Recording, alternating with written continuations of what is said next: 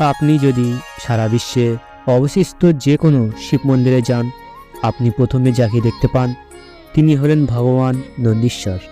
ভগবান নন্দী শুধু ভগবান শিবের বাহন নন, তিনি সমস্ত গণপতির প্রধান সেনাপতিও।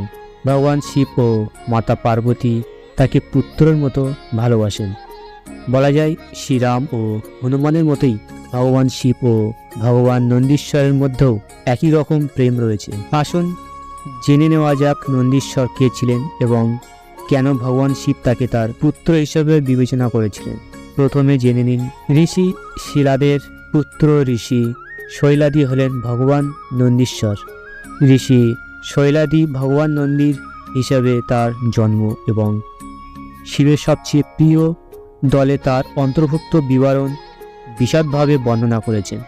ঋষি শিলাদ এমন একটি পুত্র কামনা করেছিলেন, শুধু আয়নিত নয়, মৃত্যুহীনও বটে। এতে দেবরাজ ইন্দ্র তাকে বলেন ভগবান শিবকে খুশি করতে। ইন্দ্রের মতে অয়নহীন ও মৃত্যুহীন পুত্র বিরল। ব্রহ্মাজিও আয়নিত নন এবং মৃত্যু থেকে মুক্তি নন, কিন্তু রুদ্র সন্তুষ্ট হলে তিনি একটি মৃত্যুহীন ও অমর পুত্র দান করতে পারেন, তার জন্য কিছুই বিরল নয়। এরপর ঋষি শিলাদ কঠোর তপস্যা শুরু করেন। 1000 বছর ধরে তার তপস্যা অব্যাহত ছিল। তার শরীরে ফোঁড়া তৈরি হয়ে এবং পোকামাকড় ও শরীরে বাসা বাঁধে। শরীরে শুধু হাড়গুলো অবশিষ্ট ছিল। তারপরেও কোথাও ভগবান শিব খুশি হয়ে আবির্ভূত হলেন। ঋষি শিলাদ ভগবান শিবকে একটি অনাগত ও মৃত্যুহীন পুত্র দান করার জন্য বর চেয়েছিলেন।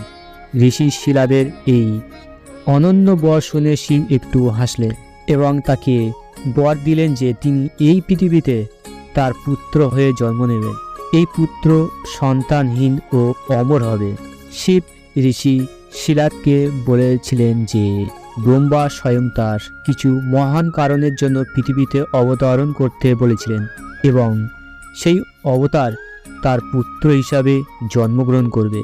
বর দেওয়ার পর শিব ঋষি শিলাদের যজ্ঞভূমিতে আবির্ভূত হন এবং আকাশ থেকে ফুল বর্ষণ করা হয়। ঋষি শিলাদও শিবকে স্বাগত জানান। বিশ্বকে রক্ষাকারী, তুমি আমার পুত্র রূপে এসেছ।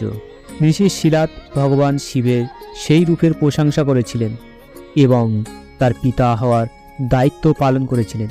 হে অয়নিজ, হে ঈশান, তুমি আমাকে নন্দী অর্থাৎ সুখী করেছ, তাই আজ থেকে তোমার নাম নন্দী।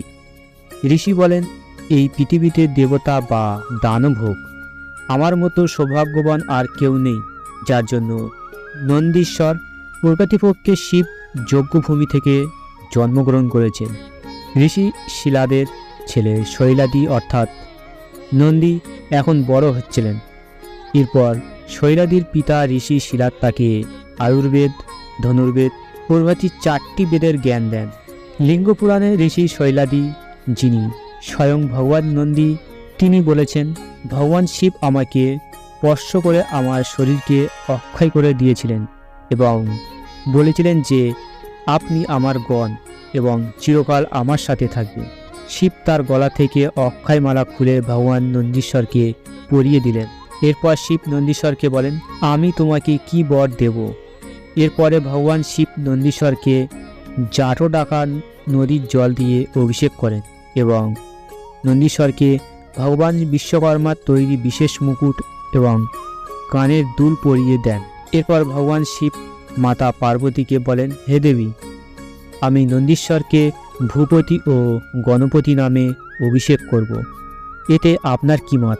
এতে দেবী পার্বতীও হেসে বলেন, হে ভগবান, তাকে গণের অধিপতি করুন, কারণ এই ঋষি শিলাদের পুত্র, এ তো আমারও পুত্র। এরপরে ভগবান শিব সমস্ত গণপতিদের ডাকলেন এবং কিছুক্ষণের মধ্যেই হাজার হাজার গণপতি নিজ নিজ যান ও বিমানে সেখানে পৌঁছে গেলেন। তখন ভগবান শিব গণপতিদের বলেন, এই নন্দী আমার পুত্র, তাই আমার আদেশে তোমরা সবাই তোমাদের এই সেনাপতিকে অভিষেক করো। শিব এই কথা বলার সাথে সাথে সমস্ত গণপতি নন্দীকে অভিষেক করেন। এরপর স্বয়ং ব্রহ্মা, বিষ্ণু, ঋষিরা এবং সমস্ত গণপতি ভগবান নন্দীশ্বরকে সেনাপতি পদে অভিষিক্ত করেন।